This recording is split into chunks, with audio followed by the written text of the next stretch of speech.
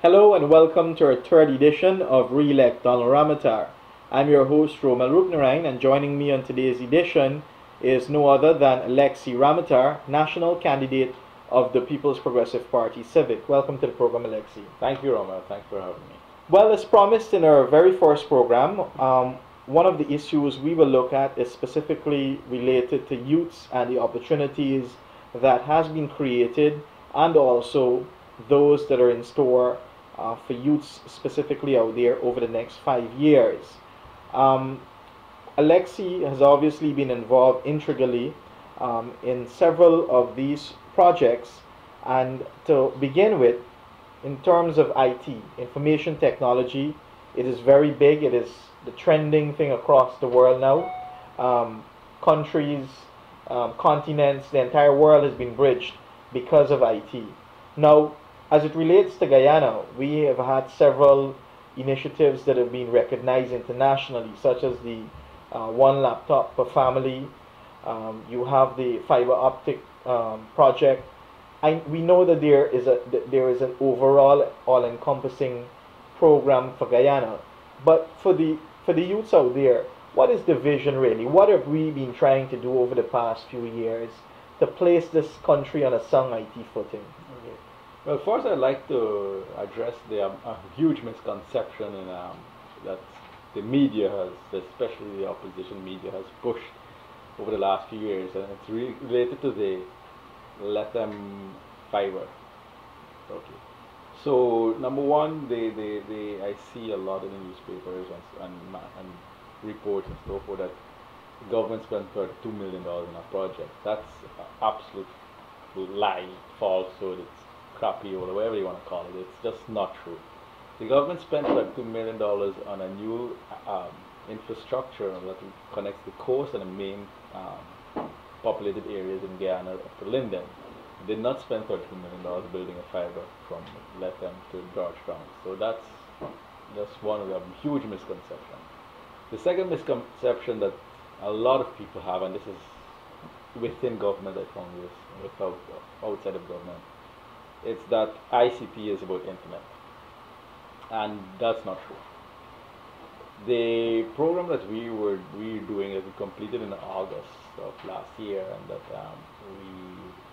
currently we're testing and going through fail-safe procedures and replenishing spares and so forth, is to build a strong infrastructure that can support many different types of I.C.T initiatives.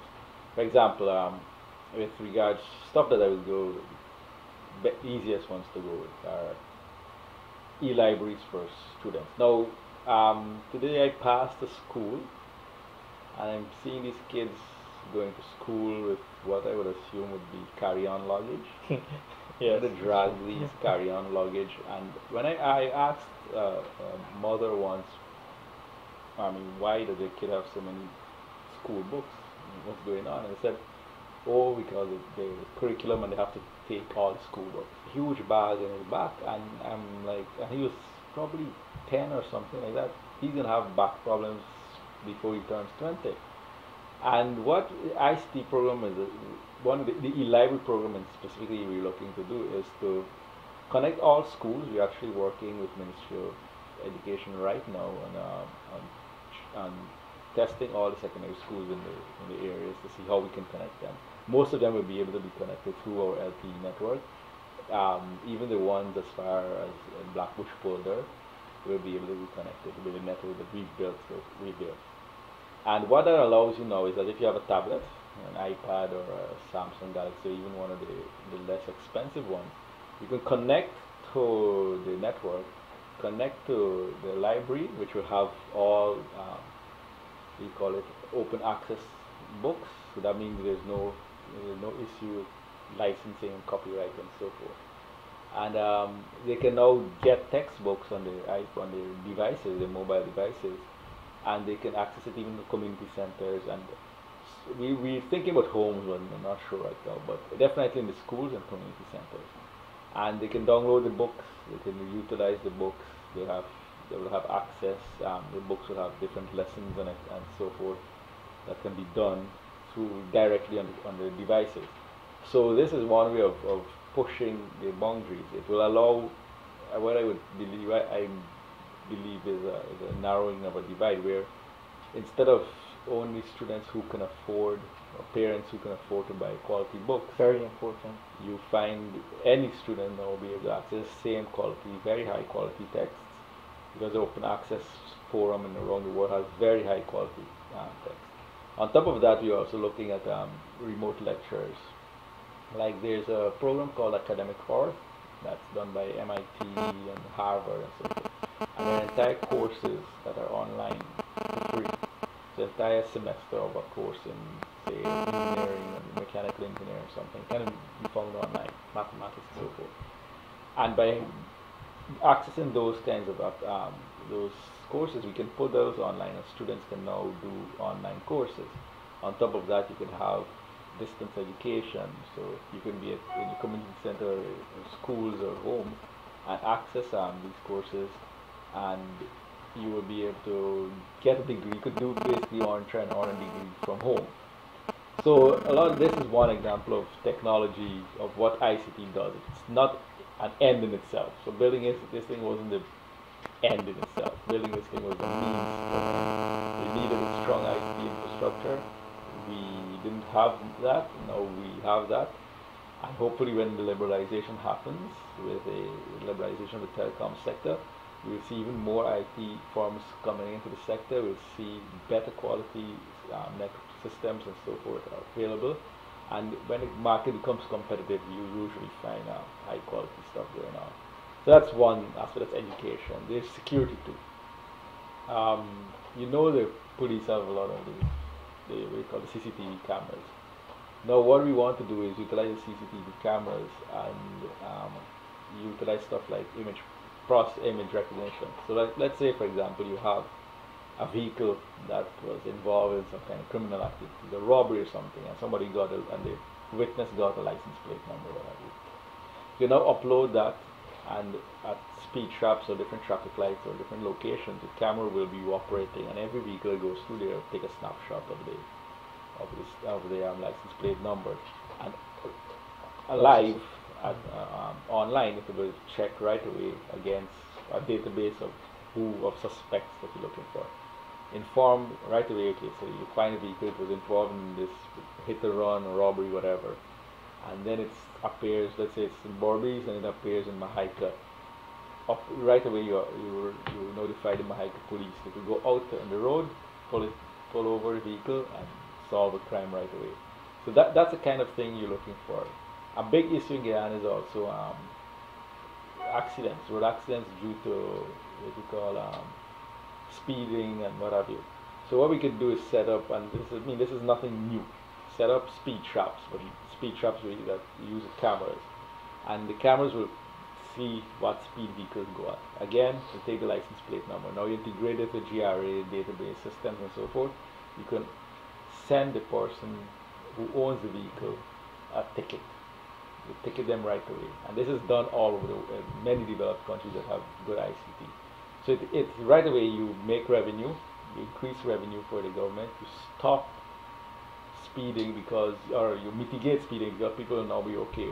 Where is the camera? And not have to be worried about the camera catching me and so forth. So it mitigates that issue. But interestingly, also by doing that, you free up all those traffic ranks on the road to probably shift over to probably some crime fighting. Exactly. You better utilize your human exactly. resource. That's at the end of the day. That's the point of I.C.T. I said it's not end of itself. It's a service to make other services more efficient, and that's what you have to do. You can do telemedicine, eHealth, many other things you can. I'm interested in the eHealth. Like for instance, what's happening in the hinterland, and that could also apply for education as well, and research and so forth. But what's happening in the hinterland? For instance, let's say there is a problem there.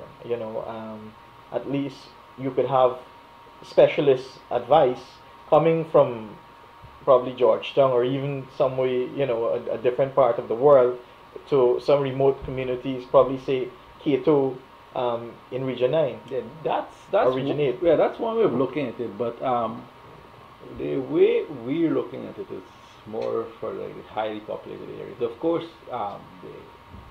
the hinterland will benefit obviously, but what we're looking at is like a e-health in this sense. Let's say you have electronic medical records. So like medical records are available electronically. Again, these are processes that will take several up to decades. I mean, they implemented this in Canada 15 years ago and it's still working on it. So it'll take several years to implement, obviously.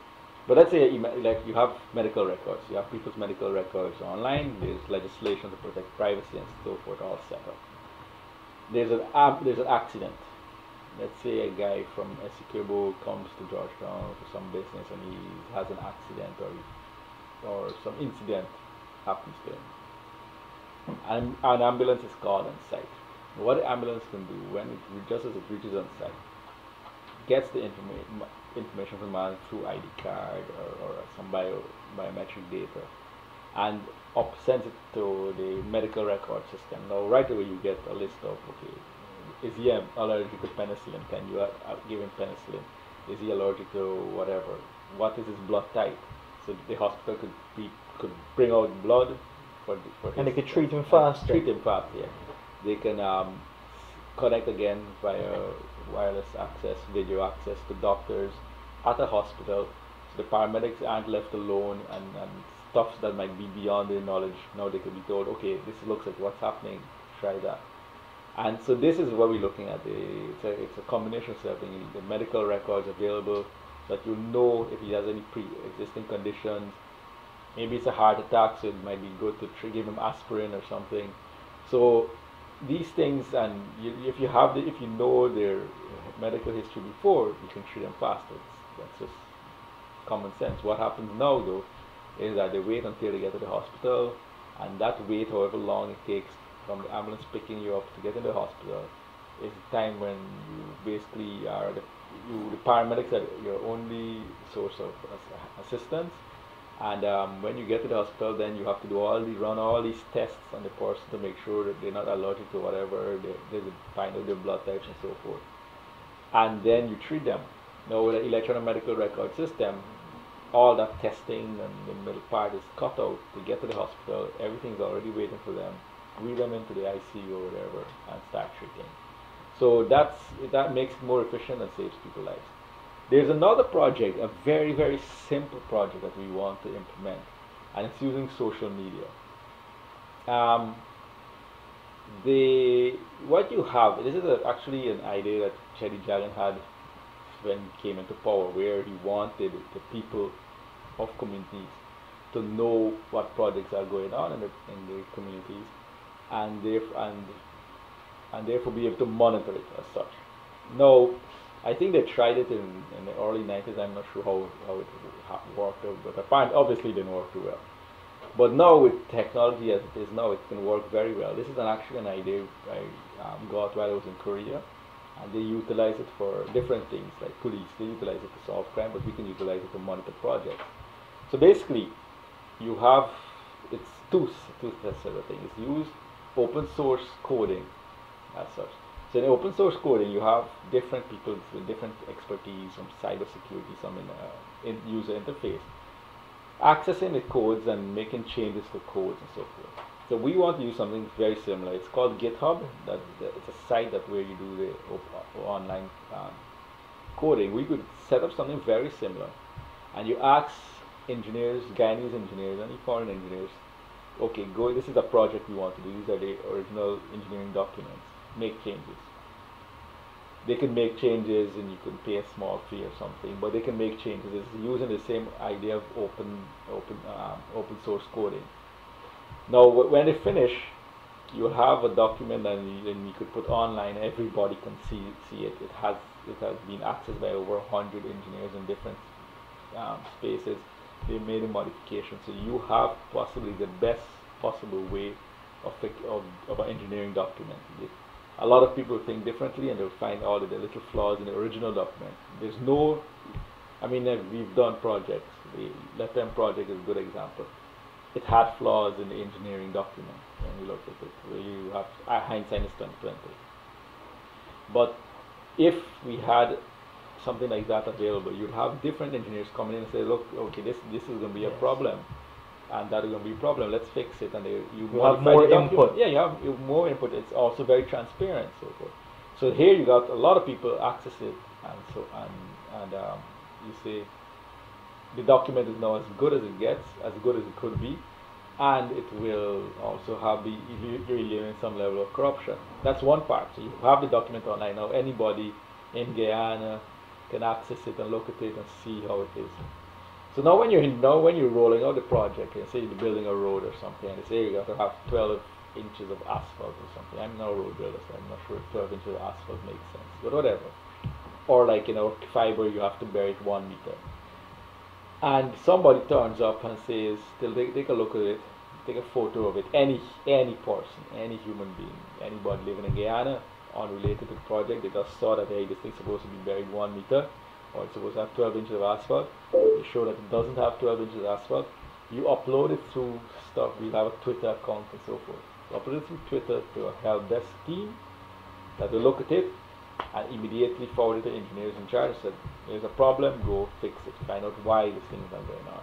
And this is the best way of monitoring projects. We used something very similar during the Letton project when we fired one of the contractors, is that we got lots of information. People were coming out saying, look, this is a problem, we're taking photos. And I think it's because we were very transparent at the beginning, saying that we made it very public that this thing has to be buried 1 meter. So people were calling me and saying, oh, this thing is not buried 1 meter deep. Go and check it out. And we fired one of the contracting companies for that same reason. So it can work again for any other project. And this was in interior. Imagine on the coast, it's even better because you have more I.C.T access and so forth. So you get people's involvement. You get better documents coming out of it. People feel part of the project. They understand exactly what's going on. They'll know if a contractor is trying to cheat the work. So this is where I think I.C.T comes in. I mean, it's underlying it's an I.C.T infrastructure you're building upon, but the services are not just I.C.T services. They're services that can benefit everybody. So and it's a very simple project. We expect that it's very cheap. Something like that is very cheap to implement, and it would probably wouldn't cost more than a few $1,000 to implement. So, and it gives, what it does for the government, it gives them the transparency they've been talking about. It's not it is transparent now. At least it is more transparent. As transparent as it can be, because I don't think anything can be completely transparent, because somebody can say, oh, those 50 engineers are probably working for the same company or what have you, or yeah. So you could have stuff like that, and it becomes transparent, and it gets involvement of the people. So that's a thing I think has been lacking, where people's involvement, they feel left out of projects, and if you feel left out, then they don't feel any kind of ownership. So when things go bad, and even if they make complaints about it, and nobody responds, they feel, okay, whatever, I can't do it. But here you put the pressure on the government, because the complaints are going in a very public manner. It's over a Twitter account or something. So anybody in Guyana who will access that Twitter account will see the problem and will say, okay, and it becomes a pressure on the government now, or the engineers in charge, to fix it, because you will know who the engineers in charge, and you say, look, dude, I have 50 examples of this project going awry. Why couldn't you fix it? And you can't claim that you didn't know. It'd be a lot of engineers would say, oh, I didn't know it was happening, blah blah blah. You can't say you didn't know. You knew it was going badly. So why didn't you fix it? So this becomes very transparent, and you get a public involvement. So I think that's what basically an I.C.T does. It gives you the services to make things more efficient and more friendly, user-friendly, and gets things. So what you've basically explained there is the framework that has been established. Now, keep bearing in mind that what I can see there immediately are some of the opportunities that will be created. Obviously, with the way technology is going, particularly in Guyana, quite a number of youths will be able to take advantage. Lots of businesses will see opportunities. Just kind of outlined a little bit of what we might expect when that comes on stream fully. Okay. Well, it's the government doesn't do any project in isolation. So even when the I.C.T project was thought of, it wasn't thought of in isolation. It's part of a plan, and the plan is involved with the I.C.T parks they've been speaking about and so forth. The idea is that you want to basically have this, you have to have a strong infrastructure to make the cost of investment cheap. That's the reason they're building a mile. It's not because somebody feels that they want to build a mile. It's the cost of infrastructure has to be cheap. Service, the electricity cost got to be cheap. Cost of bandwidth got to be cheap. Cost of access got to be cheap. So what you have right now existing is a lot of, if an IT company wants to set up here, they got to do a lot of, spend a lot of money on the infrastructure themselves. Now, if you already have an existing infrastructure, then we're not doing anything brand new. Right now, Australia is spending billions of dollars on something similar. So if you want to get infrastructure, you want to build companies to start up, you need to have the cost of startup to be very low. Right? You want investment, they don't want to spend all the investment on building this infrastructure and building that infrastructure. They want to spend it on the people so they can and then make a return as quickly as possible. So that's what the government looked at. So let's take, for example, the fiber costs from Mawson Creek to Purita. And then we have a high-speed telecom link inter-executable. Microwave link, sorry, inter-executable. So what you allow that is the infrastructure is available. Now a company could come in, plug into that link because we will allow it to be open and so forth. And they will, with at very little cost, can then connect through GT&T and whoever to the internet for additional bandwidth if they require that. Or they connect to their sub-offices. Let's say, for example, Qualcomm could collect it will have several sub-offices now, and it can connect all the sub-offices via fiber. Now, before they would have to build their own fiber or rent fiber from somebody, and somebody would have to build it. The government is not in the business of making profit. So what the government would do is when they implement it, they would just probably charge for operational costs. So it becomes very cheap for the companies. And the same thing with like Thailand, you have each lower cost electricity and so forth. So that is where you create a job. The other thing is that the government is not going to be sitting down and building all these solutions on their own. They're not going to be hiring thousands upon thousands of programmers just to build solutions. What they're going to do is outsource it to the private sector. And this is where the Guyanese youth come into it, because they can become the people who it's outsourced to. They're the private sector entity. They become their own businesses, control their own lives. What the government does is facilitate them, and that's what will happen. They facilitate, send out, okay, this company has a record of doing some decent work. We give them to do the electronic medical records, and then and it becomes local. It creates entrepreneurs. Local entrepreneurs benefit, and they create jobs for themselves and for their friends and family and what have you. So that is basically how it helps. You need infrastructure because you need the cost of ownership to come down. The cost of investment has to be low for an investor to think that he wants to come to your country. And the Qualcomm didn't just come because they like Guyana. There's issues in Guyana that make it good for them. It's an educated population. They got good relationships with the government and so forth, and probably tax breaks and what have you. Because the cost of electricity in Guyana is ridiculously expensive. And right now the I.C.T infrastructure until recently is not great. So and they've been here for a few years, so they have to get all the stuff.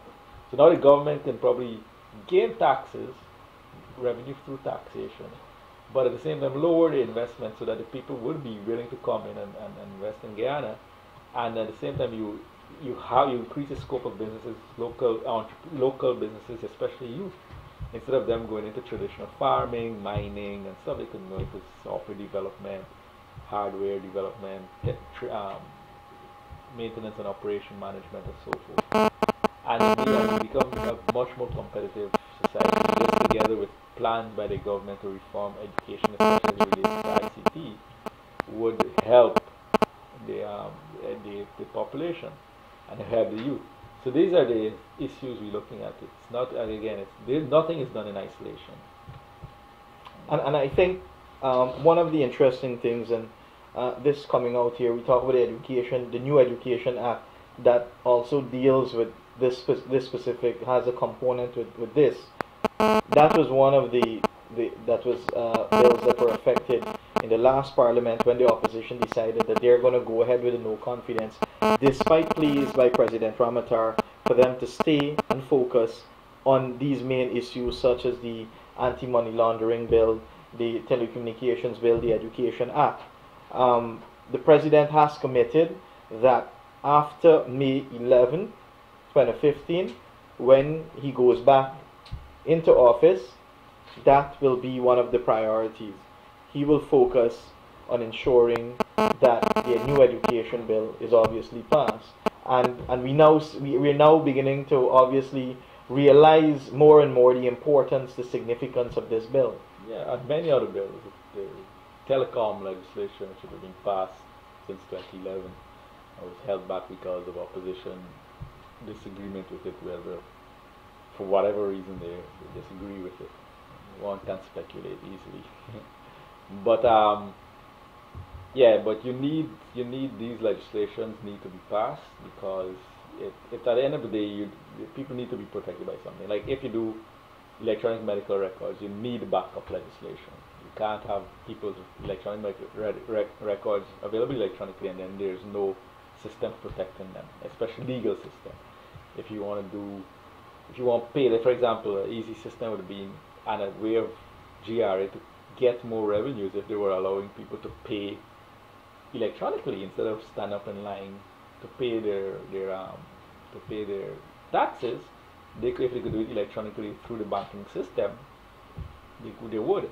Now the technology exists, but you also need the legal infrastructure to protect the banks, to protect the consumers. So these are the issues that we have, and you need, as I said, you need Parliament to be functioning properly and not be bickering over who has what power and what have you. And that's what they've been doing for the last 3 years, right? 4 years. So that is, in essence, that is exactly why youth should come out. Youths from all sections of society should come out. They should obviously be voting on issues, and if they were voting, and this is what we encourage you, vote on issues. You just heard it, part of the I.C.T plan outlined. If you were voting on issues, 100% of our youths would obviously vote for the People's Progressive Party, because I have not seen an alternative coming from the opposition. Yeah, we don't know what, outside of national service, we really don't know what their plan is for youth. I mean, I don't know if national service pays people or it just keeps them busy by running around in the jungle. But just look at, I gave a very simple, right now, we have a lot of disadvantages, especially when it comes to electricity and lack of the open telecom sector. But Qualfon is going to be doing 9,000 jobs in the next few years. That's how many they're going to create as the sector is right now. Now imagine if you had electricity costs reduced from, for companies it's about 33 US cents kilowatt hour. Let's say it can be reduced after a mile comes online, it goes to 10 cents kilowatt hour. That's a massive reduction in your bill. And electricity is probably the biggest bill any company in Guyana has. So once you reduce these costs, reduced through infrastructure investment, you will have, 10,000 jobs they're going to create on the environment that exists. How much can they create on a better environment? Yes, more money to go around. Yeah, more money to go around. They don't have to spend their money on fuel from Trinidad. We have the energy right here in Guyana. So I think it becomes very important to vote PPC and we elect Donald Ramotar, and let's keep the nation moving. On that note, let me thank you very much once again for coming on the program. What you said was obviously very interesting, very informative. Good luck on the campaign trail. We are both obviously national candidates for the People's Progressive Party Civic, and together with your help We will continue to work towards re-electing President Donald Ramotar for a second term in office come May 11, 2015. I'm your host, Romel Roopnarine. Goodbye. We see the signs of progress daily before our eyes. The joy feels so nice. No one can block our progress. One love for our country. Our